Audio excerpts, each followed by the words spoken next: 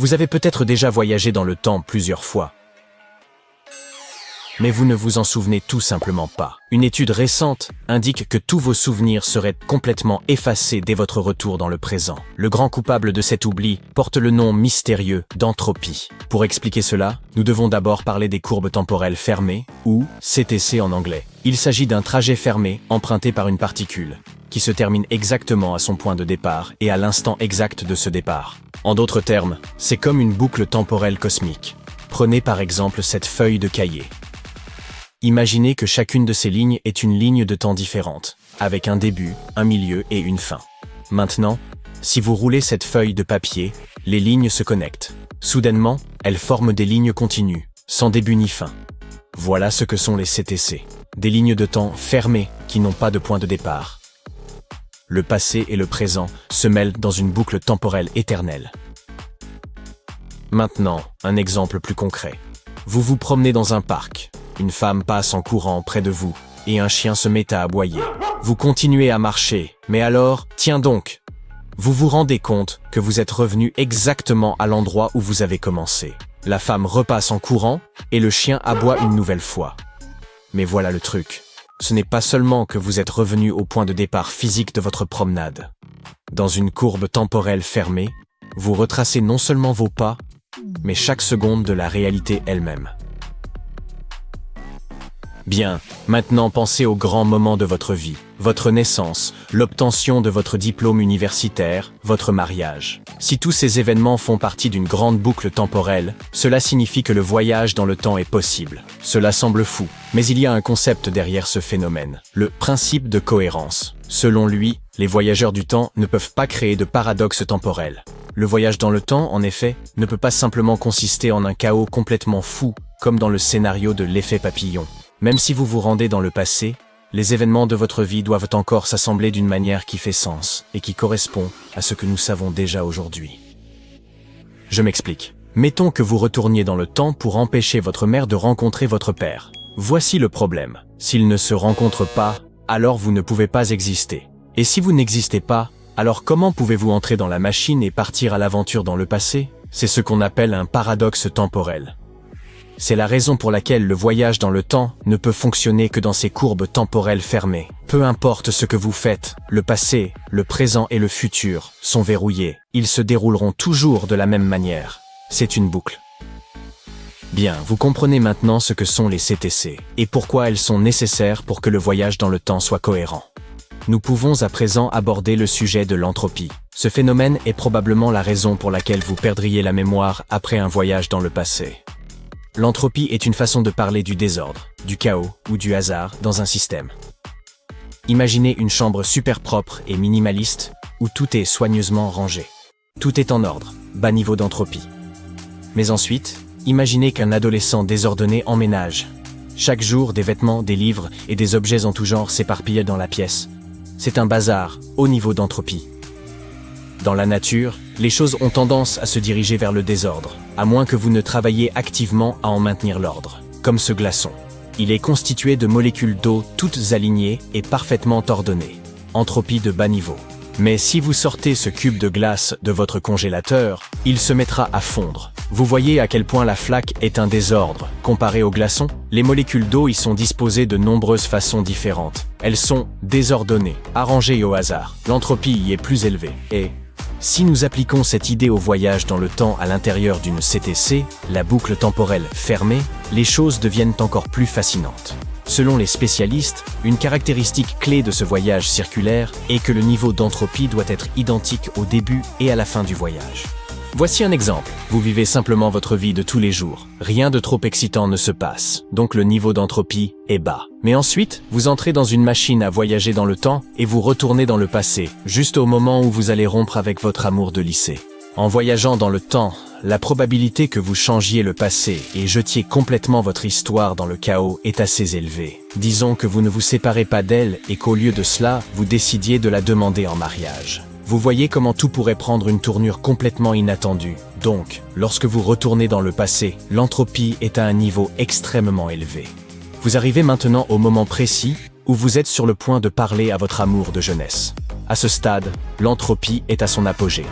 vous êtes sur le point de vous agenouiller, de lui montrer votre bague de fiançailles, lorsque, le principe de cohérence débarque et il jette un seau d'eau froide sur ce projet romantique.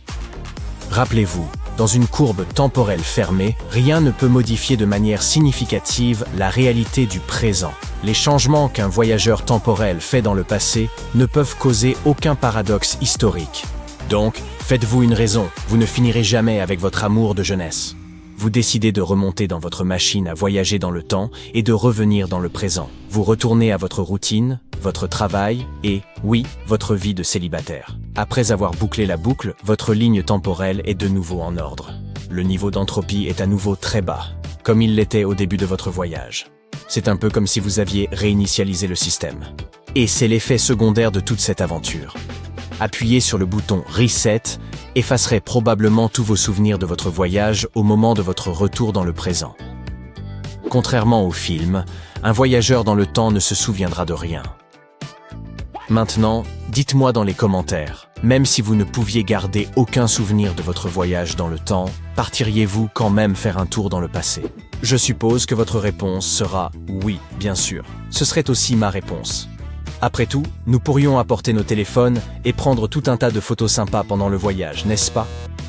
Eh bien non, c'est ici que les lois de la physique écrasent de nos espoirs. Encore une fois.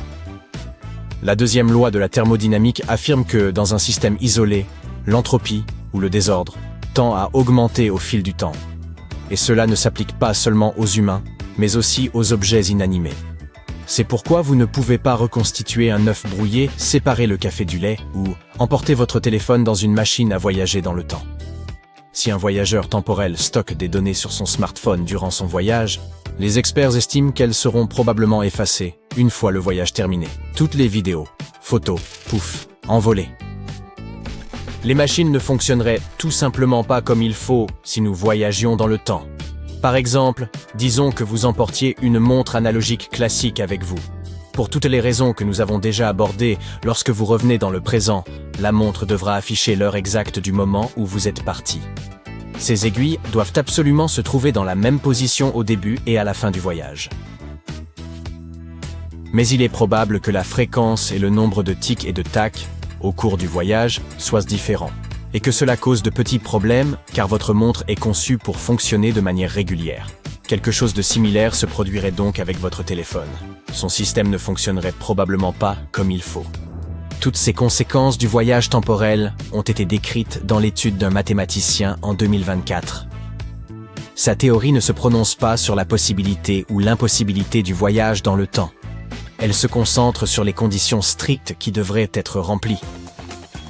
Du coup, on dirait bien qu'avoir une machine à voyager dans le temps chez soi ne soit pas aussi génial que ça. Au final, vous ne vous souviendriez de rien. Et vous finiriez probablement exactement là où vous avez commencé. Une peinture ancienne des années 1860 réserve une petite surprise qui vous fera rire. Il y a cette dame qui marche, les yeux rivés sur quelque chose.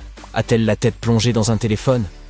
C'est hilarant de voir à quel point les choses n'ont pas beaucoup changé, sauf pour les vêtements d'époque qu'elle porte. Cette découverte est devenue virale lorsqu'un visiteur aux yeux perçants l'a remarquée dans un musée à Munich. La peinture en question est L'Attendu de Ferdinand Georg Waldmüller. Il s'avère qu'elle n'est pas une fashionista voyageuse dans le temps. Elle est simplement perdue dans le monde des hymnes et des prières, selon la galerie. Eh bien, elle est absorbée par un bon vieux livre de cantiques, pas Facebook. À l'époque, vers 1850 ou 1860, chaque personne qui posait les yeux sur cette peinture aurait instantanément reconnu qu'elle était plongée dans un recueil de cantiques ou un livre de prières. Mais aujourd'hui, soyons honnêtes, nous le comparons à un téléphone. Nous sommes maintenant sur le point d'entreprendre un voyage à travers le temps et la mode. En 2011, Internet a explosé d'excitation à propos d'une photo stupéfiante de 1941. Qu'y avait-il de si spécial, demandez-vous? Eh bien, elle présentait une personne habillée dans une mode contemporaine. Il l'appelait le hipster voyageur temporel. Lunettes de soleil stylées, un cardigan sur un pull et une coiffure qui criait « Je viens juste de me lever ». Ce type était l'incarnation du style, même dans les années 40. Je veux dire, il s'intégrerait parfaitement dans les rues de LA aujourd'hui. Mais c'est là que les théories d'Einstein sur l'espace et le temps entrent en jeu. Notre incapacité à nous téléporter à travers les époques nous fait nous interroger sur cet homme mystérieux. La chose la plus étonnante, cependant, est que ses vêtements sont en fait tout à fait adaptés à son époque également. Ces lunettes de soleil enveloppantes qu'il arborait, elles faisaient fureur dans les années 1920. Ensuite, son t-shirt arborait fièrement le logo des Maroons de Montréal, une équipe professionnelle de hockey qui a foulé la glace de la Ligue nationale de hockey de 1924 à 1938. Bien que ce compagnon à la mode puisse sembler être un innovateur voyageant dans le temps, son style était en réalité parfaitement en phase avec l'année 1941. Maintenant, que diriez-vous de percer les secrets du passé avec un moment de la Coupe du Monde?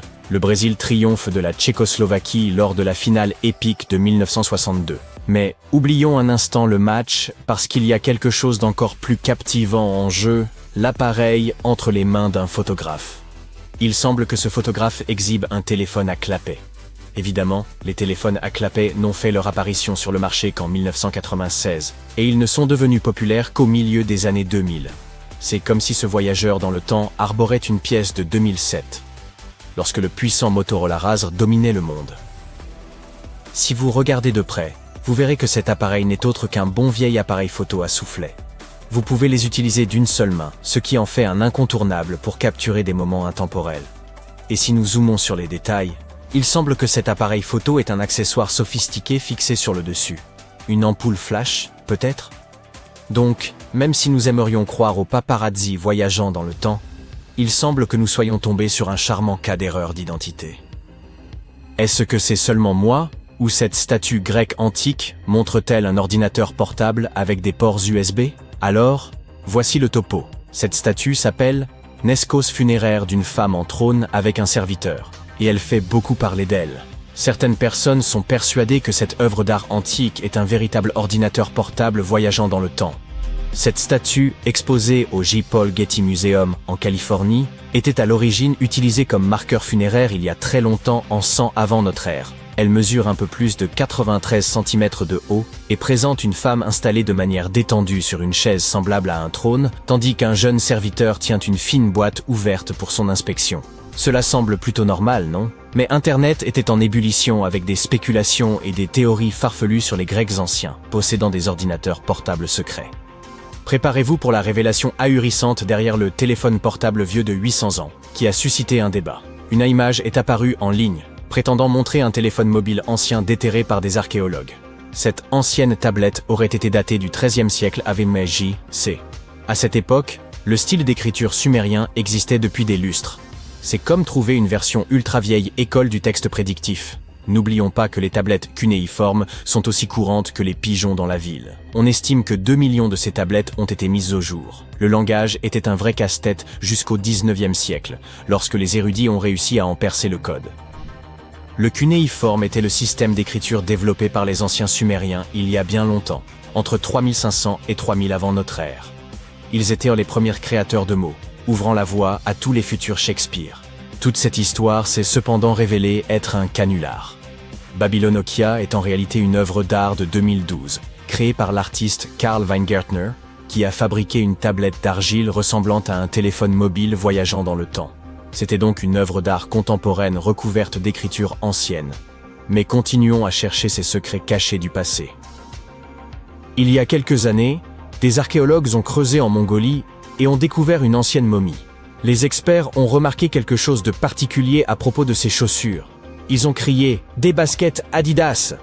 Cette dame antique avait-elle un faible pour les chaussures de sport? Ils ont examiné le corps et l'ont estimé à 1100 dents. Il s'avère que notre momie amoureuse de chaussures funky était très probablement une couturière turque. Peut-être que ces chaussures faisaient aussi partie de sa tenue de travail, la gardant élégante tout en cousant à tout va. Elle avait également tout un trésor d'objets anciens avec elle. Nous parlons d'une ancienne pochette, d'un miroir, d'un peigne, et plus encore. Il manquait une chose, un téléphone portable. Désolé, pas d'Instagram ou de vieux messages textes ici. Il semble que nos rêves de voyage dans le temps devront attendre un autre jour. Alors, mes chers aventuriers, bien que les chaussures ressemblant à Adidas aient suscité des sourcils levés, il s'avère que notre amie, la momie, n'était qu'une couturière à la mode exhibant ses talents dans les temps anciens. Une photo datant de plus de 100 ans montre un groupe de Canadiens élégants se prélassant sur une colline pittoresque. Mais attendez, voici notre attraction phare, un jeune homme affichant une tenue tout droit sortie d'un paradis tropical. Imaginez ceci. Un t-shirt chic, des shorts qui crinent, ambiance plage, et une chevelure qui a définitivement connu des jours meilleurs. Qui aurait cru que le voyage dans le temps venait avec un code vestimentaire? Certains disent que la femme à droite pointe du doigt, avec incrédulité, tandis que d'autres affirment que les visages de tous sont figés dans un étonnement total. Un véritable voyageur temporel parcourrait-il réellement les âges vêtu comme un surfeur égaré? Alors, tout en nous imprégnant de l'excitation de cette énigme intrigante, souvenons-nous que les choix vestimentaires peuvent être aussi imprévisibles que le continuum espace-temps. Et si nous mettions de côté le voyage dans le temps et jetions un œil aux images de personnes faisant des choses modernes il y a un siècle? Régalez-vous de vieux clichés.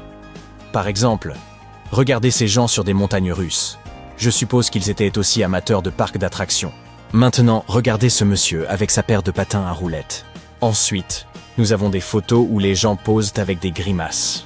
C'est agréable de savoir que ce n'est pas seulement nous, les gens d'aujourd'hui, qui voulons nous moquer les uns des autres. Plongeons-nous dans une photo de 1915 montrant une plongée en eau profonde. Les gens ne se lèvent pas un jour et décident de plonger dans les eaux. Ils l'ont appris au fil du temps. Nous n'avons pas inventé le selfie de groupe. Les gens prennent des selfies depuis les débuts de la photographie. Penses-tu que nous pourrons un jour inventer une machine à voyager dans le temps? Nous sommes sur le point d'embarquer dans un voyage dans le domaine du voyage plus rapide que la lumière et des paradoxes temporels farfelus qui l'accompagnent.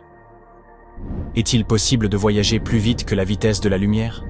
Que se passe-t-il exactement lorsque vous le faites? Et pourquoi cela conduit-il à des paradoxes temporels?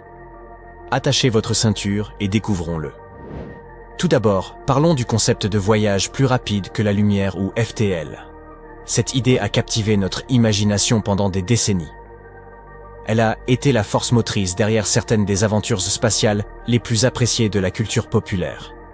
Pensez simplement à la série emblématique Star Trek, où l'USS Enterprise et son équipage explorent audacieusement des lieux où personne n'est encore allé grâce à leur technologie de propulsion à distorsion. Ou encore la saga épique Star Wars, où des vaisseaux comme le Faucon Millennium défient les lois de la physique avec leurs hyperpropulsions. Le voyage FTL est la clé pour explorer des galaxies lointaines et découvrir de nouvelles civilisations. Mais voici le hic. Dans le monde réel, notre compréhension actuelle de la physique, telle qu'elle est décrite par la théorie de la relativité d'Albert Einstein, impose de sérieuses limitations au voyage FTL. Imaginez ceci. Vous êtes en train de parcourir la galaxie dans votre vaisseau spatial à vitesse supraluminique, traversant la galaxie comme une rockstar lors d'une tournée interstellaire. Et vous commencez à accélérer et à aller super méga vite, presque à la vitesse de la lumière. C'est incroyablement rapide, au fait, environ 300 000 km par seconde.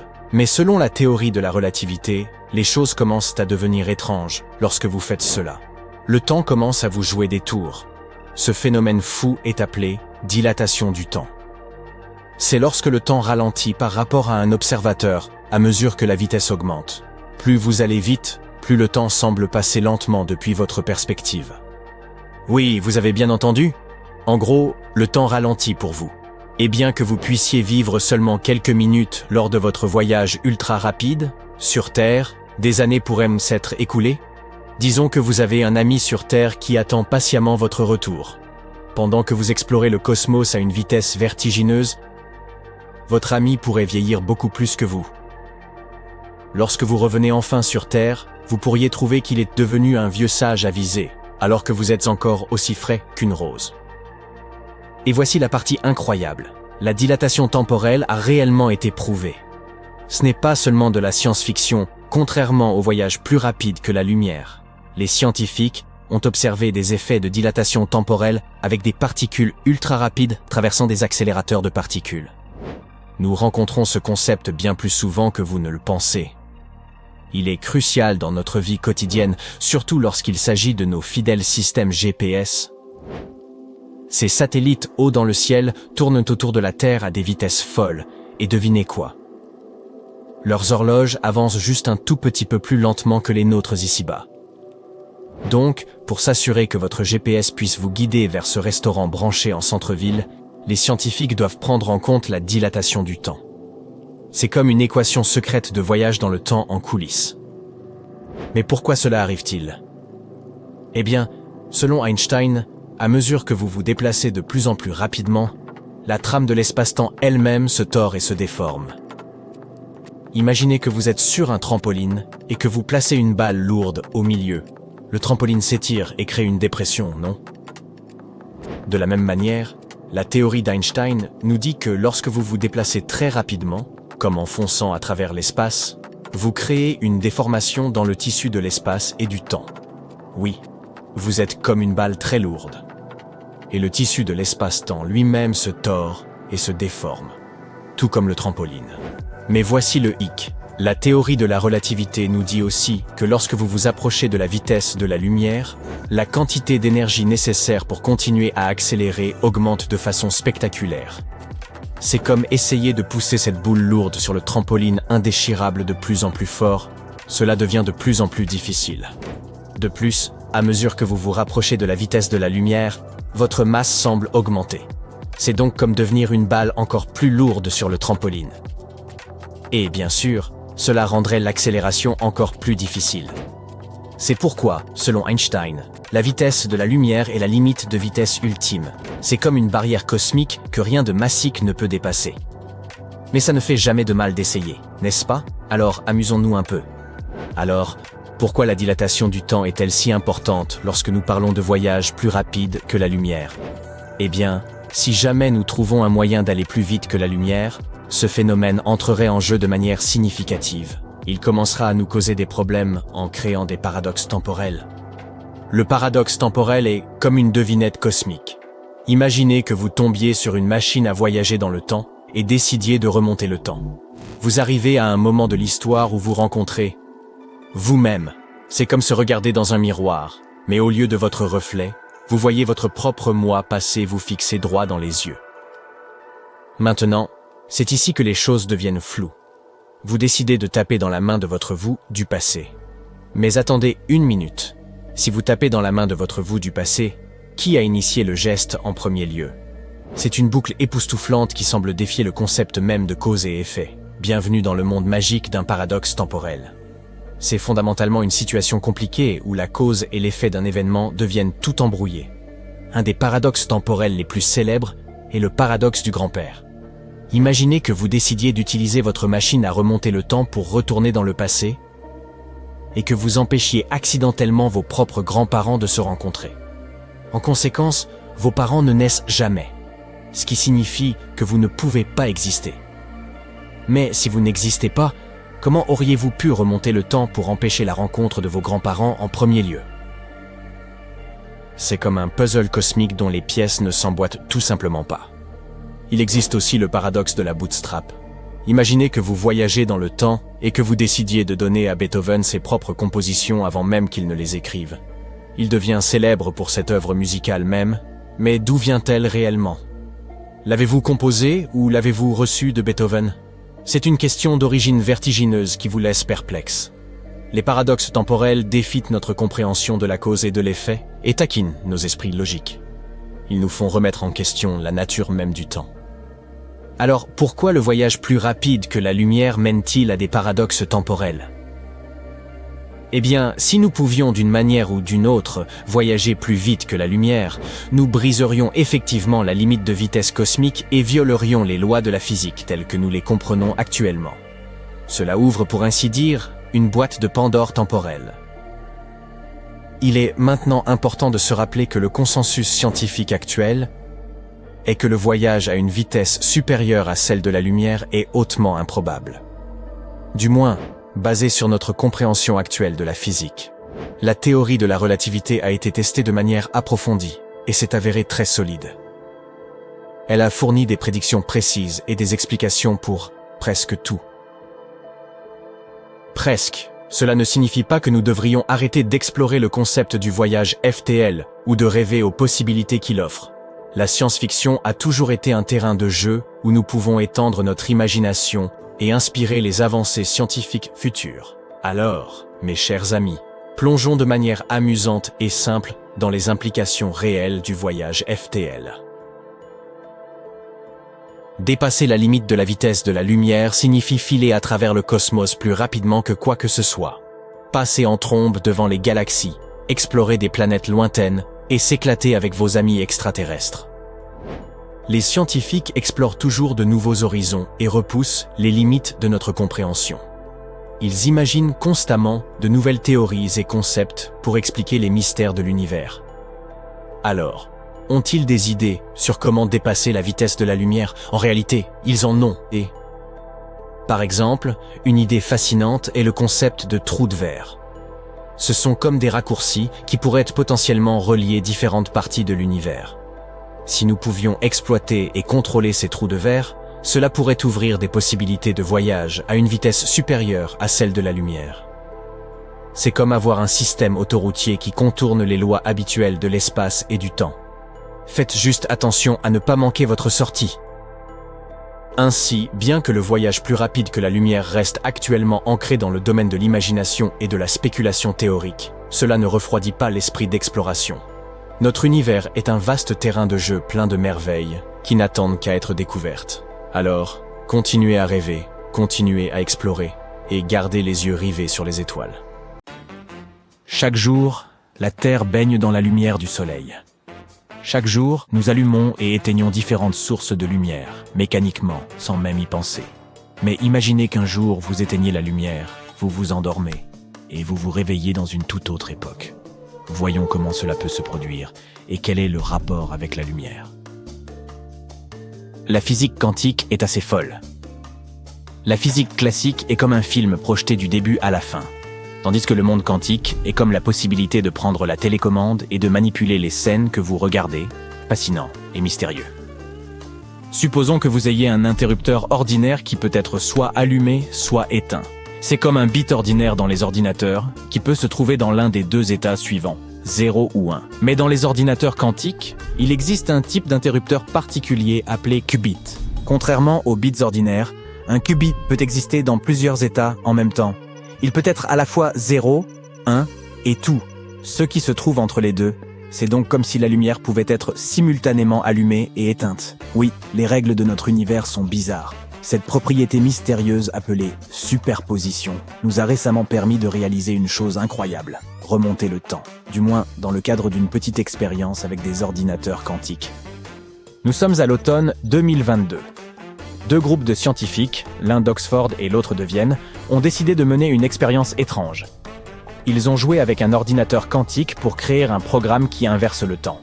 Ils ont pris un minuscule électron et ont essayé de le faire reculer dans le temps pendant une fraction de seconde. Un peu comme si, après avoir brisé votre triangle de boules au billard et être passé de l'ordre au chaos, tout le processus s'inversait comme par magie.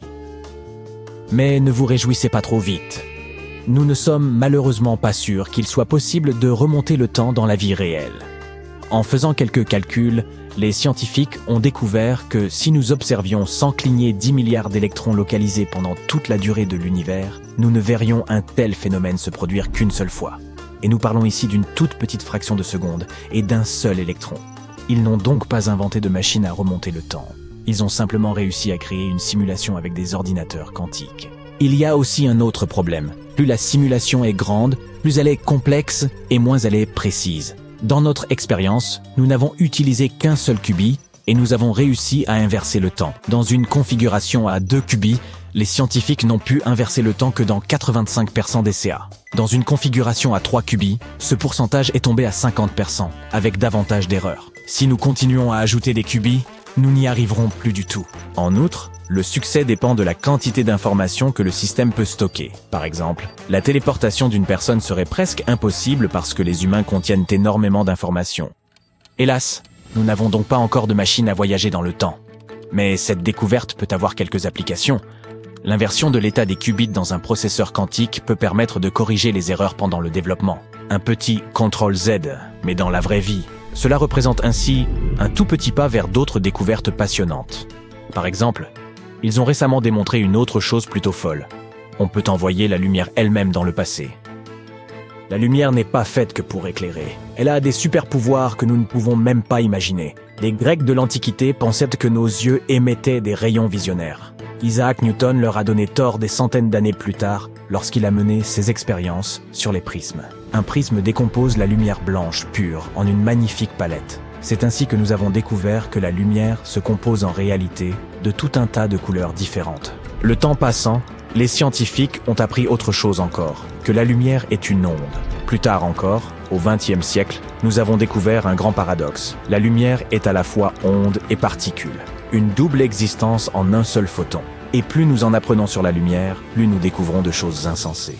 En 2016, des scientifiques ont réussi à figer la lumière dans le temps. Ils ont placé des photons, les plus petites particules de lumière, dans des nuages atomiques ultra froids, et ils ont réussi à l'arrêter, mais pour un instant seulement. Toutefois, le fait qu'une telle chose soit possible est déjà incroyable. Les scientifiques ont alors fait preuve d'encore plus d'audace. Ils ont décidé d'essayer non seulement de figer la lumière, mais aussi de modifier sa direction dans le temps. Ils ont pris un cristal spécial et ont fait passer un photon à travers, déclenchant ce que l'on appelle l'inversion quantique du temps. Résultat, le photon s'est mis à se déplacer à la fois vers le futur et vers le passé. Derrière ce phénomène, on trouve deux principes quantiques, la superposition et la symétrie quantique. Nous avons déjà mentionné le premier, qui permet à de minuscules particules d'exister dans plusieurs états à la fois. Le second principe stipule que même si vous retournez les particules comme dans un miroir, elles suivront toujours les mêmes lois. En combinant ces principes, les scientifiques ont créé un photon qui défie la marche habituelle du temps. Mais là encore, pas de manière très complexe. Ce retournement temporel ne fonctionne que pour des particules spécifiques, pas pour des êtres humains. Et même s'il fonctionnait pour nous, rembobiner une personne ne serait-ce que d'une seconde prendrait énormément de temps et d'énergie. Mais le fait que nous puissions modifier la vitesse de la lumière et la faire changer de direction est déjà étonnant. Les scientifiques y voient déjà quelques applications possibles. Par exemple, des chercheurs de Harvard ont suggéré une façon géniale de déplacer les engins spatiaux à la vitesse de la lumière, en les accrochant à des supernovas. En général, voyager vers les étoiles nécessite une quantité d'énergie folle, mais ces scientifiques ont une idée extraordinaire. Ils pensent que les vaisseaux spatiaux pourraient utiliser des éléments naturels, comme les étoiles hypervéloces et les météores provenant de supernovas, pour atteindre des vitesses ultra rapides. Un peu comme les voiliers se servent du vent pour avancer. Les civilisations du futur pourraient utiliser ces bouffées d'énergie pour accélérer leurs vaisseaux. Imaginez un engin spatial équipé de voiles solaires ou magnétiques qui exploiterait la puissance d'explosion d'une supernova. Ces voiles pourraient utiliser la pression du rayonnement solaire pour fonctionner, de sorte que nous n'aurions plus besoin de moteurs traditionnels ni de carburant. De plus, ces engins à voiles seraient beaucoup plus légers et moins chers à lancer dans l'espace que les vaisseaux spatiaux classiques. Une équipe travaille déjà sur une voile accélérée par des lasers qui pourrait atteindre 20% de la vitesse de la lumière. Cela peut sembler peu, mais c'est en fait une vitesse folle. Leur rêve est d'aider l'humanité à effectuer un voyage rapide vers Alpha Centauri, en seulement 2 décennies. N'est-il pas étonnant de voir tout ce que l'on peut faire avec la lumière, et pas seulement dans notre imagination? Passons à des réalisations plus pratiques. Récemment, une entreprise canadienne de camouflage, Hyperstealth Biotechnology Corporation, a fabriqué une véritable cape d'invisibilité. Cette cape magique n'a besoin d'aucune source d'énergie, est aussi fine que du papier et ne vous ruinera pas. Hyperstealth envisage un monde où ce matériau pourrait masquer des personnes, des véhicules, des vaisseaux, des engins spatiaux et même des bâtiments entiers. Il s'agit encore d'un prototype, mais il fonctionne déjà très bien. Ils ont baptisé cette technologie la furtivité quantique. La lumière est courbée de manière à faire disparaître les objets. On peut ainsi dissimuler des objets non seulement dans le spectre visible, mais aussi dans l'ultraviolet, l'infrarouge à ondes courtes, et pour faire bonne mesure dans le spectre thermique. Cette technologie fonctionne grâce à une lentille lenticulaire, une feuille ondulée dotée de lentilles convexes. Lorsqu'elles sont empilées d'une manière spécifique, ces lentilles réfractent la lumière à différents angles, créant des taches qui bloquent la lumière et dissimulent l'objet. Malheureusement, cela ne permet pas d'obtenir un effet d'invisibilité totale. Mais peut-être qu'un jour nous y parviendrons. Continuons à y travailler. La cape donne l'impression qu'une vitre sale ou floue se tient devant celui qui regarde, mais l'objet qu'elle recouvre n'est plus visible. Et si vous placez ce voile devant votre corps, on aura l'impression que vous n'êtes qu'une tête qui flotte. Le progrès scientifique bat son plein. Peut-être qu'un jour, nous pourrons inverser le temps non seulement pour les petites particules de lumière, mais aussi pour des êtres humains entiers. En attendant, profitons de nos capes d'invisibilité et restons curieux. Il semble que nous disposions de quelques pistes pour résoudre les paradoxes liés au voyage temporel. L'idée de voyager dans le temps est certes séduisante, mais elle s'accompagne de nombreuses difficultés. Prenons le célèbre paradoxe du grand-père.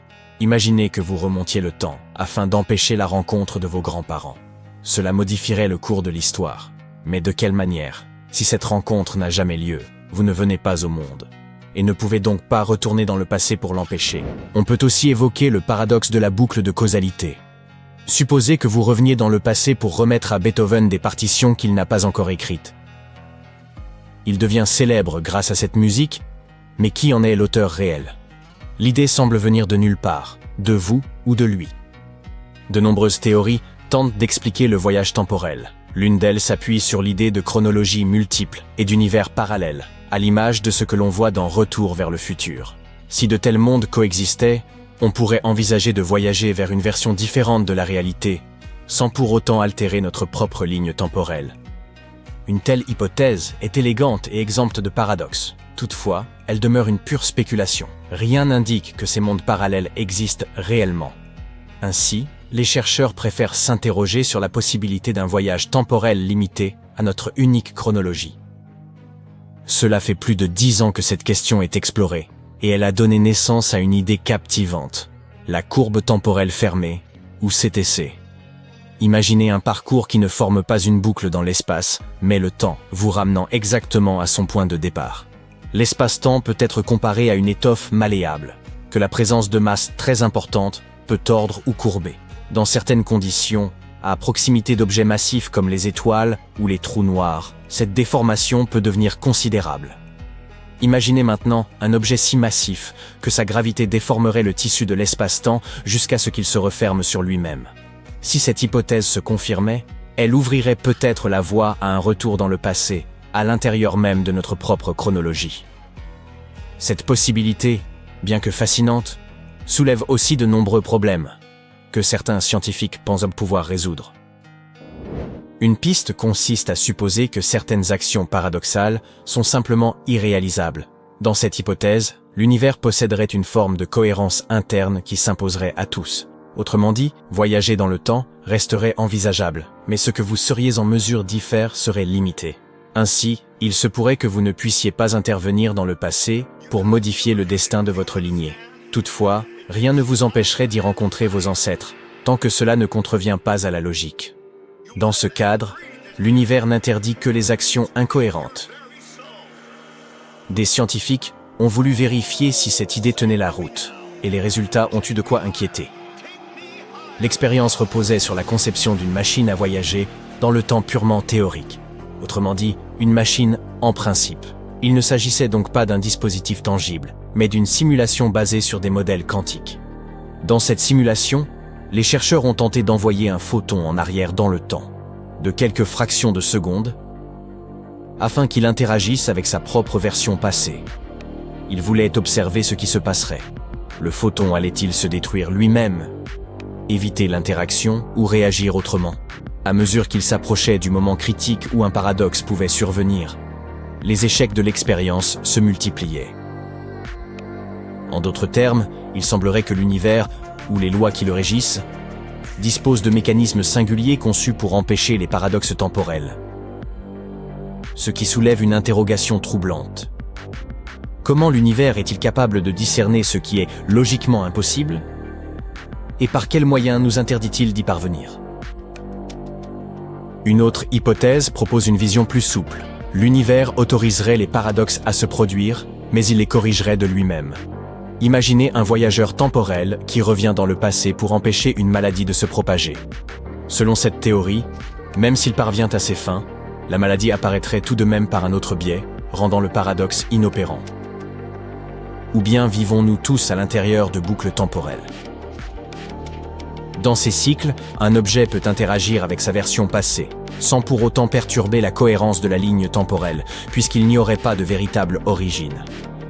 Tenter d'empêcher un événement pourrait ainsi, involontairement, contribuer à sa venue. Un tel concept remet en cause à la fois la physique classique et la notion même de libre arbitre. Mais il ne s'agit pour l'instant que de constructions théoriques. Pour les vérifier, encore faudrait-il découvrir un moyen concret de voyager dans le temps. En abordant le voyage temporel concret, nous avons mentionné la courbure de l'espace-temps autour des objets massifs. Cela implique-t-il que les trous noirs pourraient être des portails vers le passé, ou l'avenir.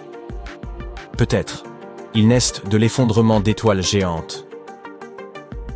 Et leur gravité est si extrême que même la lumière ne peut s'en échapper. Une telle intensité gravitationnelle en fait des candidats idéaux pour infléchir non seulement l'espace, mais également le temps.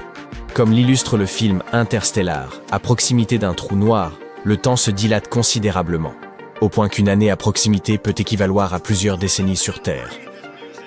Dans cette optique, remonter le cours du temps par le biais d'un trou noir devient une hypothèse théorique. Si la déformation temporelle engendrée par sa gravité est telle que le temps se referme sur lui-même, formant une courbe temporelle fermée, alors il serait concevable d'y pénétrer et de voyager du futur vers le passé. Mais plusieurs obstacles subsistent. D'une part, le voyage ne vous conduirait que vers le passé propre au trou noir.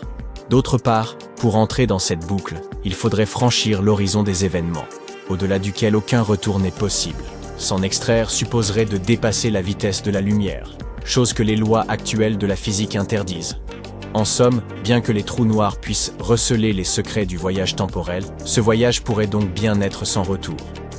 Mais tout le monde ne s'accorde pas sur l'existence des courbes temporelles fermées. Des études récentes ont permis de revisiter la question. Les résultats suggèrent que le temps suit une trajectoire unidirectionnelle, ne progressant que vers l'avenir. Ces travaux ont renouvelé notre compréhension du comportement de la lumière au contact de différents matériaux. Dans le vide, la lumière se déplace à une vitesse constante de 300 000 km par seconde. Toutefois, lorsqu'elle traverse des substances comme le verre ou l'eau, sa vitesse se modifie, provoquant une réfraction. Si les scientifiques disposent d'équations permettant de modéliser ce phénomène, ils se sont heurtés à une difficulté, celle de comprendre comment la vitesse de la lumière varie à l'interface entre deux milieux. Les chercheurs ont proposé une solution à cette énigme en repensant le déplacement de la lumière à travers le temps et l'espace. Ils ont démontré qu'elle conserve une constance absolue, même lorsqu'elle traverse des milieux différents. Quelle que soit la matière qu'elle traverse, la lumière continue invariablement sa progression temporelle. Cela signifie que la lumière et d'autres ondes similaires suivent une trajectoire unidirectionnelle dans le temps. De plus, elle préserve toujours son élan, qui demeure orienté vers le futur. Enfin, même lorsque la lumière est fortement courbée par la gravité, comme le prévoit la relativité générale, elle conserve son orientation vers l'avant. Elle peut ralentir au point de donner l'illusion d'un temps figé, mais elle ne reflue jamais. Ces conclusions remettent en cause notre compréhension du lien entre lumière et temporalité. Elles suggèrent que toutes les ondes sont soumises à une direction temporelle unique, rendant le retour en arrière impossible. Toutefois, les équations avancées n'ont été testées qu'en une seule dimension, et des expériences restent nécessaires pour en confirmer la validité. Stephen Hawking rejetait lui aussi l'idée de voyager dans le passé. Il a proposé une théorie appelée la conjecture de protection chronologique, selon laquelle les lois de la physique empêchent le voyage temporel à grande échelle, même si des théories comme la relativité générale semblent l'autoriser. Selon lui, les courbes temporelles fermées ne peuvent tout simplement pas exister. Selon Hawking, remonter dans le temps impliquerait de générer de la matière nouvelle, en contradiction avec les lois fondamentales de la physique. En somme, bien que les machines à voyager dans le temps restent hors de portée, l'exploration mathématique, elle, pourrait un jour nous permettre de découvrir la vérité. Le temps ne serait qu'un tour de prestidigitation. Ah oui ? Nous sommes habitués à ce que le temps file comme une voiture, toujours tournée vers l'avenir. Il crée des causes et des effets, alignant les événements les uns après les autres, comme des dominos. Parfois, il s'étire et devient si lent qu'on a l'impression qu'il va s'arrêter. Il est concentré sur le moment présent, car c'est le seul qui compte vraiment. Mais il existe une nouvelle théorie. Il se pourrait qu'il n'existe pas du tout. Nous pensons généralement que l'espace a 3 dimensions, le haut et le bas, la gauche et la droite, l'avant et l'arrière. Et tout le monde pensait que le temps était une chose à part, juste une horloge universelle qui fait tic-tac en arrière-plan, et qui est la même pour tout le monde. C'est alors qu'Einstein est apparu. Il a décidé de surprendre les gens en 1905, en introduisant sa théorie de la relativité restreinte. Selon cette théorie, le temps est lui aussi une dimension, au même titre que les autres, et elles sont toutes liées dans un seul et même espace-temps. Sur cette base, il s'est avéré que le temps peut changer en fonction de la vitesse à laquelle vous vous déplacez. Imaginons maintenant deux jumeaux. Le jumeau A reste sur Terre, le jumeau B part dans l'espace à bord d'un vaisseau spatial, se déplaçant à une vitesse proche de la vitesse de la lumière, disons 90% de la vitesse de la lumière. Le jumeau B voyage jusqu'à une étoile lointaine, puis revient sur Terre. Pour le jumeau B, le voyage semble n'avoir duré que quelques années. Mais quand il revient sur Terre, il s'avère que le jumeau A a beaucoup plus vieilli. Il découvre que 20, 30 ans, voire plus, se sont écoulés sur Terre. Tout cela est dû à un phénomène appelé dilatation temporelle. Ce phénomène se produit lorsque nous atteignons des vitesses proches de celles de la lumière, ce qui a pour effet de ralentir le temps pour le voyageur par rapport à quelqu'un qui reste au même endroit. 10 ans plus tard, Einstein a proposé sa théorie de la relativité générale. C'est alors que nous avons appris que le temps change non seulement en fonction de notre vitesse, mais aussi en fonction de la gravité. À l'époque, Newton pensait que la gravité était une force magique qui faisait que les objets s'attiraient les uns les autres. Mais selon la théorie d'Einstein, il ne s'agit pas d'une force, mais plutôt d'un effet secondaire. Imaginez l'espace comme un immense morceau de tissu. Lorsque vous lancez une balle lourde sur un tissu, celui-ci se courbe. Maintenant, si vous lancez de petites balles tout autour, elles s'approcheront naturellement de la balle lourde. De la même manière, les objets massifs tels que les étoiles et les planètes font s'incurver l'espace-temps autour d'eux. Lorsqu'un objet très lourd se trouve dans l'espace-temps, la matière s'incurve autour de lui. Cette courbure indique aux objets comment ils doivent se déplacer. C'est ce que nous appelons la gravité. Cette idée a donné lieu à toutes sortes de prédictions intéressantes qui se sont avérées exactes par la suite. Courbure de la lumière sous l'effet de la gravité, trous noirs et dilatation du temps autour de ces trous noirs, comme dans le film Interstellar. Cette théorie a révolutionné notre vision des choses. Mais nous sommes peut-être à l'aube d'une autre révolution. Certains philosophes ont une idée folle. Ils affirment que les choses que nous croyons au sujet du temps ne sont que des idées dans notre tête, et non des faits du monde physique. Cette idée, qui rompt avec la vision traditionnelle du temps, est appelée univers bloc. Elle s'appuie sur la théorie de la relativité d'Einstein, mais en la prolongeant et en la compliquant. Imaginez l'univers comme un énorme sandwich.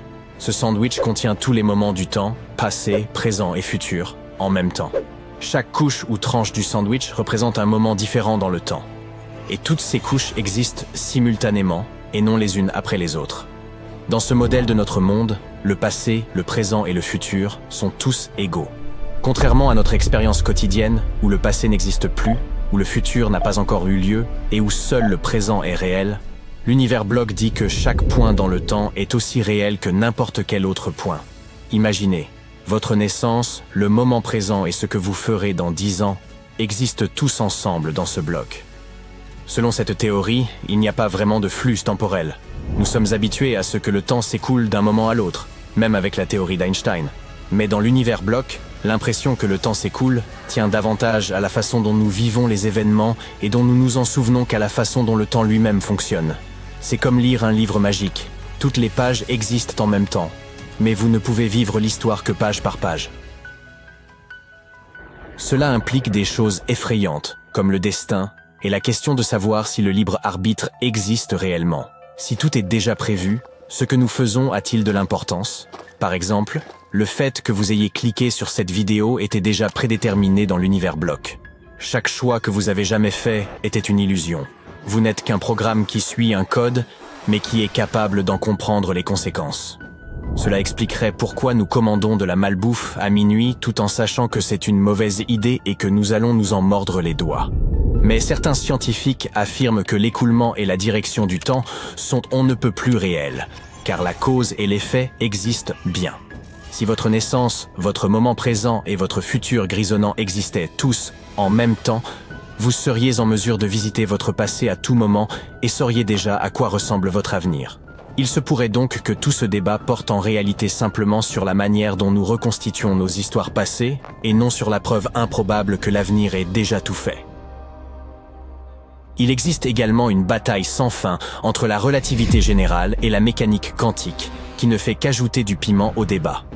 D'un côté, la relativité générale joue avec le temps, comme s'il s'agissait d'une pâte à modeler extensible.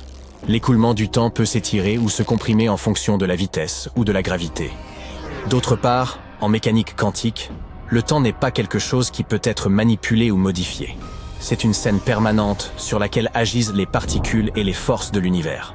Ces deux domaines s'affrontent depuis longtemps, et les scientifiques s'efforcent de les réunir en une théorie cohérente de tout ce qui existe. Certains tentent même de les fusionner de manière logique, comme avec la théorie des cordes. La théorie des cordes peut sembler effrayante, mais elle dit simplement que l'univers entier, avec toutes ses particules et tous ses atomes, est constitué de cordes vibratoires extrêmement ténues. Chaque corde peut vibrer de différentes manières, comme les cordes d'une guitare, et dans de nombreuses dimensions. La façon dont ces cordes vibrent détermine le type de particules qu'elles formeront, comme un électron ou un quark. Une autre théorie, appelée gravitation quantique à boucles, affirme que l'espace et le temps sont constitués de minuscules boucles. Qu'il s'agisse de cordes ou de boucles, elles seraient malheureusement si minuscules que nous ne disposons pas encore d'un équipement suffisamment puissant pour les observer. Par conséquent, tant que nous n'aurons pas testé ces théories, elles ne pourront pas être prouvées. Ce qui est intéressant, c'est que ces deux idées n'ont pas vraiment besoin du temps pour expliquer le fonctionnement de l'univers. Nous considérons que des objets comme les tables et les chaises sont réels, même si la physique ne les décrit pas directement. Nous disons qu'ils émergent des minuscules particules qui composent l'univers. Mais le temps, lui, nous ne savons pas exactement de quoi il pourrait émerger. Quelle que soit la réponse, tout ira bien pour vous. S'il s'avère que le temps n'existe pas vraiment, vous pourriez vous dire que tout est inutile. Mais réfléchissez à ceci. Nous continuons à mener notre vie, à faire l'expérience de la causalité et à donner un sens à tout ce qui nous entoure. L'impression que nous avons bien choisi de commander de la malbouffe à minuit est extrêmement tenace. Alors, est-ce que le fait que tout puisse être prédéterminé a vraiment de l'importance ? Quoi qu'il en soit, nous nous sommes trompés sur de nombreuses choses que nous pensions certaines. À l'heure actuelle, la théorie de l'univers bloc et notre conception classique du monde sont très éloignées l'une de l'autre. Mais avec le temps, et oui, nous finirons par connaître la vérité. Pendant des décennies, le voyage dans le temps a été rejeté comme impossible. Mais ce physicien vient de décoder le mystère en utilisant la mécanique quantique. Il essaie de prouver que les boucles temporelles pourraient réellement exister sans briser la réalité. Cela pourrait-il être le premier vrai pas vers la construction d'une machine à voyager dans le temps ? Dans la vie de tous les jours, nous avons l'habitude que le temps avance en ligne droite. Il va du passé, au présent, vers le futur. C'est ainsi que les gens le percevaient avant Einstein, car c'est ainsi que nous le ressentons. Mais lorsqu'Einstein est arrivé, il a raconté une histoire très différente. Il a montré que l'espace et le temps sont entrelacés, comme un tissu flexible, en une seule chose appelée espace-temps. L'espace lui-même peut se courber et se tordre, et le temps fait de même avec lui. Le tissu de l'espace-temps se courbe et devient incurvé lorsque nous y plaçons des objets lourds, comme des planètes, des étoiles ou des trous noirs. Plus l'objet est lourd, plus il sera étendu et courbé, ralentissant le temps autour de lui. Des films comme Interstellar l'ont très bien montré. Même si les personnages ne passent que quelques heures sur la planète, lorsqu'ils retournent au vaisseau spatial, 23 ans se sont écoulés pour l'astronaute qui les attend là-bas. Pourquoi ? Parce que l'extrême gravité des trous noirs déforme ce tissu de l'espace-temps lui-même. Et plus vous vous en approchez, plus les choses ralentissent, pour vous. Cela semble fou, mais c'est ainsi que fonctionne notre univers. Et ce n'est pas seulement les trous noirs. Tous les objets massifs, comme le Soleil par exemple, courbent le tissu de l'espace-temps autour d'eux. C'est également la raison pour laquelle les planètes suivent des trajectoires courbes en orbite. Tout cela a donné à réfléchir aux physiciens. Si nous pouvons courber l'espace-temps, pouvons-nous le courber de manière à en faire une boucle ? Ce serait comme entreprendre un voyage qui revient sur lui-même. Ce qui signifie que si vous le suivez, vous pourriez retourner dans le passé et revivre les mêmes moments. Ce serait vraiment fou. Imaginez que vous descendez un couloir en vous attendant à sortir par une porte au bout. Mais au lieu d'une porte, vous vous retrouvez exactement là où vous avez commencé, entrant dans votre passé. Ils ont inventé ces boucles imaginaires et les ont appelées courbes de genre temps fermé, ou CTC en abrégé. Mais imaginez à quel point il serait difficile de réaliser quelque chose comme ça. Oui, les objets lourds peuvent étirer et tordre l'espace-temps. Mais même ces choses massives ne bouclent pas le temps. Elles se contentent de le ralentir très fortement. C'est hypothétiquement possible, mais cela nécessiterait des conditions extrêmement extrêmes.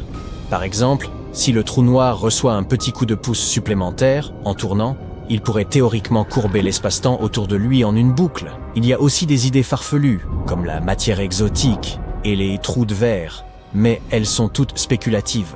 Mais supposons qu'il existe une manière de créer une CTC. La création n'est pas notre seul problème, c'est là que commencent les paradoxes.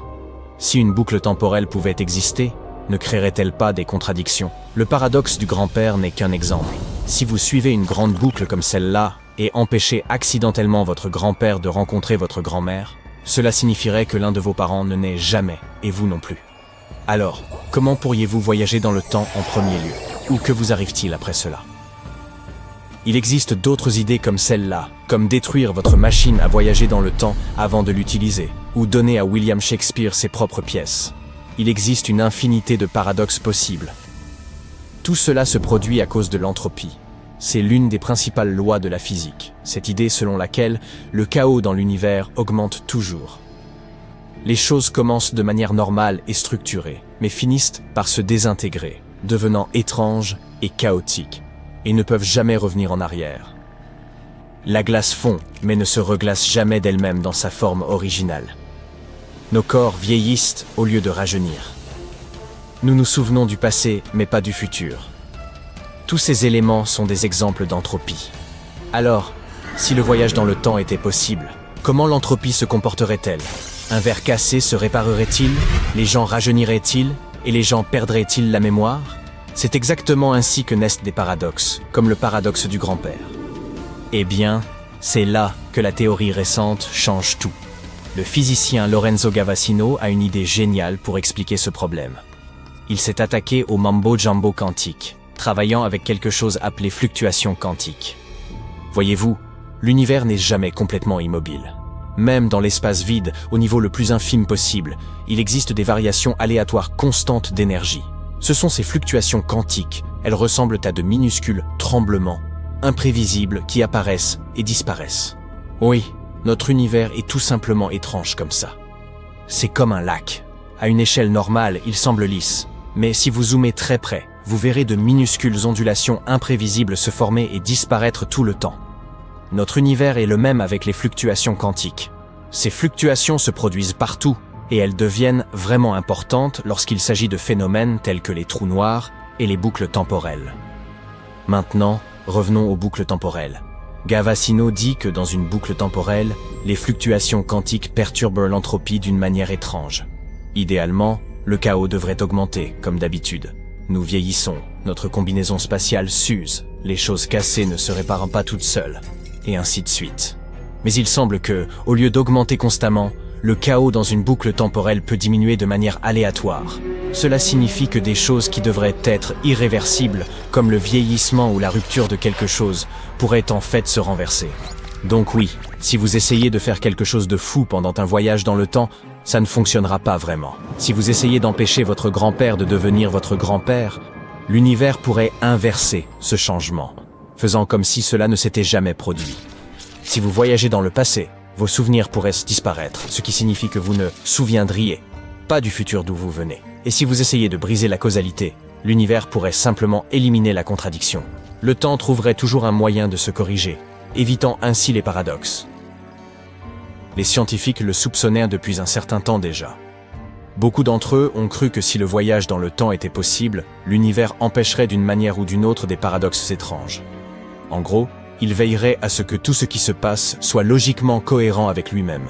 Eh bien, le travail de Gavassino a essentiellement fourni une preuve mathématique de cela en utilisant la mécanique quantique.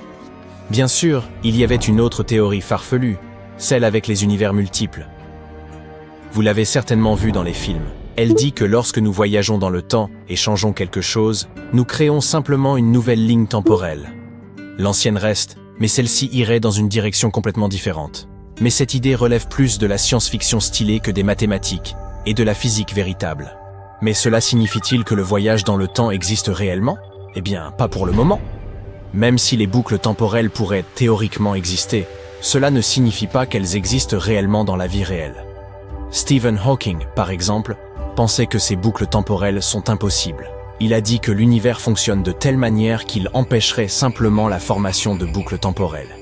Il a même organisé sa célèbre Fête des voyageurs temporels. Malheureusement, personne ne s'est présenté. Mais de nombreux physiciens croient encore que le voyage dans le temps est impossible, du moins à une échelle macroscopique. Ils ont même un peu réussi à le faire. Par exemple, des équipes d'Oxford et de Vienne ont voulu voir s'ils pouvaient faire revenir un seul électron dans le passé. Et ils ont réussi à le faire à l'intérieur d'un ordinateur quantique. Cependant, l'effet était minime, seulement une fraction de seconde. Recréer cela serait normalement absolument insensé. Si nous voulions observer quelque chose comme cela naturellement, nous devrions observer 10 milliards d'électrons par seconde pendant toute la durée de l'univers. Et même alors, nous ne le verrions qu'une seule fois. Plus ils essayaient de remonter le temps pour les particules, plus les erreurs apparaissaient. Avec un tout petit électron, cela fonctionnait bien. Mais lorsqu'ils atteignaient 3 électrons, la précision chutait de moitié.